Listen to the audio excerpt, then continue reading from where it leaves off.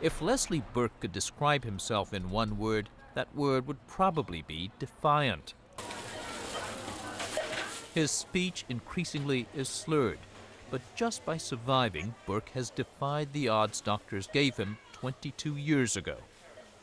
I was told at the time by the doctors that I wasn't expected to live much past my 40th birthday, but I'm very, very glad to say that I proved them wrong. By quite a ways. By 5 years at least.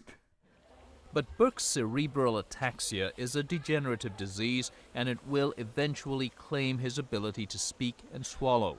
He'll become dependent on artificial feeding and fluids, and his big fear is that doctors will decide to pull the plug on his life support against his wishes, wishes that, toward the end, he would no longer be able to convey.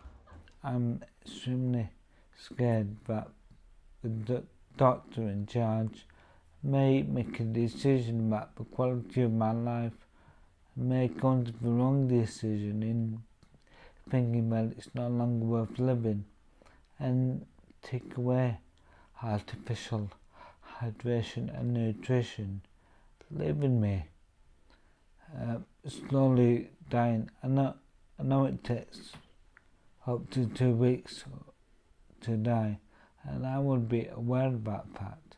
But every second, every minute, every day that it would take, and there would be absolutely nothing that I could do about it. Leslie Burke took his case to court, asking that artificial nutrition and fluids not be withheld when he becomes incapacitated. A high court agreed, ruling that doctors must abide by the wishes of a patient if those wishes are expressed while the patient's still competent. Disabled rights groups cheered the verdict. Not so Britain's National Health Service, which must pay the bills, not so many doctors, not so the General Medical Council, which appealed. It needs to be a dialogue and a debate between the patient and the doctor or the healthcare team.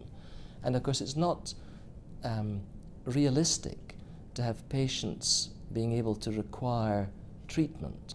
So I think it's difficult to envisage a situation where a doctor would be required to provide a treatment for which there was no clinical indication, which was not likely to benefit the patient in any way. The Medical Council, which regulates and disciplines doctors, and the British Medical Association, a professional group, say a patient's best interests are always the overriding consideration in practice guidelines. Because we feel that respecting a patient's wishes, even sometimes beyond the point where on a purely clinical focus the treatment is of no great purpose, that we would still give it because it's in the best interest of the patient to respect their wishes. However, disabled rights advocates who came to Burke's assistance question whether a doctor can always truly discern a patient's will or best interest. We know very well that non-disabled people imagine that even, say, using a wheelchair would make life so awful, make their quality of life so awful. Many people think they wouldn't want to live in that sort of situation. When you're in that situation, once you've adapted to it, you don't feel like that. Of course you want to live. You can have a great quality of life as somebody who's using a wheelchair. And we really have to guard against non-disabled people with the best of motives. This is not about anybody being, deliberately discriminatory. With the best of motives, thinking that person has no quality of life, it would be better to relieve them of their misery. And increasingly, she says, many disabled people fear concern over cost could also drive such decisions.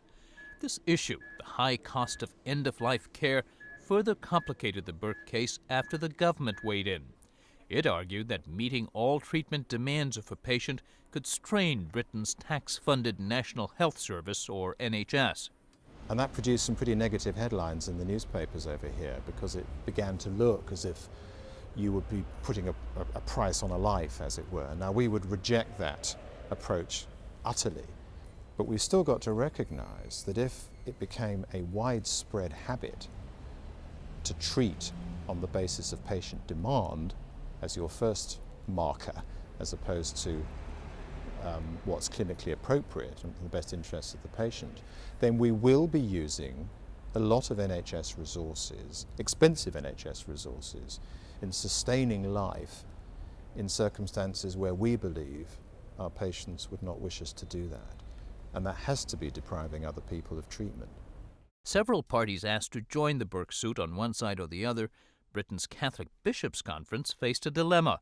Spokesman Charles Wilkes says Burke's plea is inherently in line with the Church's pro-life stance. However, he says giving patients more autonomy, as the initial Burke judgment did, could enable assisted suicide. You could have a situation where a patient demanded, out of their autonomy, a doctor to provide them with treatment that would kill them, because that's their autonomous desire. They want to die, and in this way, this judgment could be seen as leading towards euthanasia.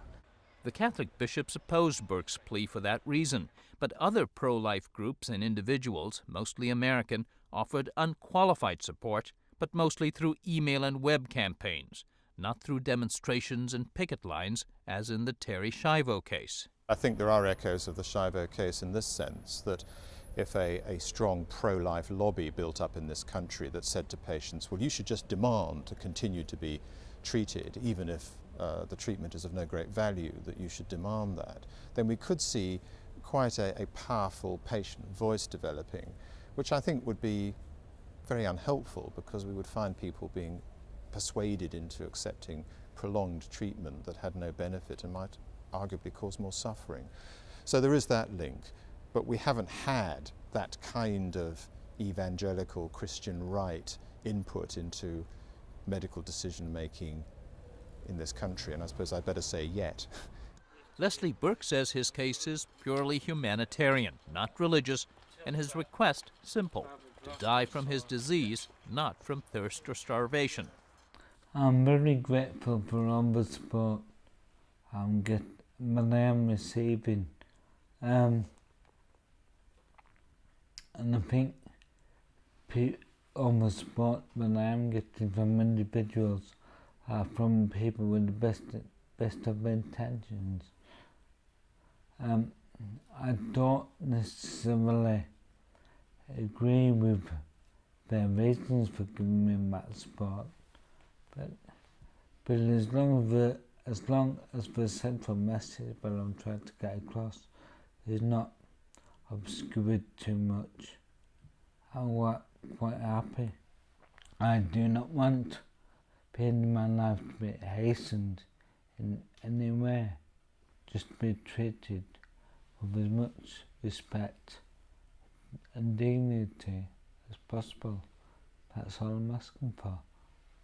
Late last month, an appeals court overruled the first court ruling, saying that Burke can expect his wishes to be granted from existing guidelines used by doctors.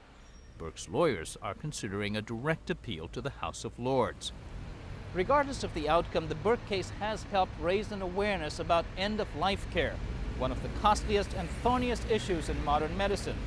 In the end, that is, whose decision is it to stop life-prolonging treatment, the doctors or the patients? Increasingly, that decision may well have to come from a court. For Religion and Ethics Newsweekly, this is Fred de Sam Lazaro in London.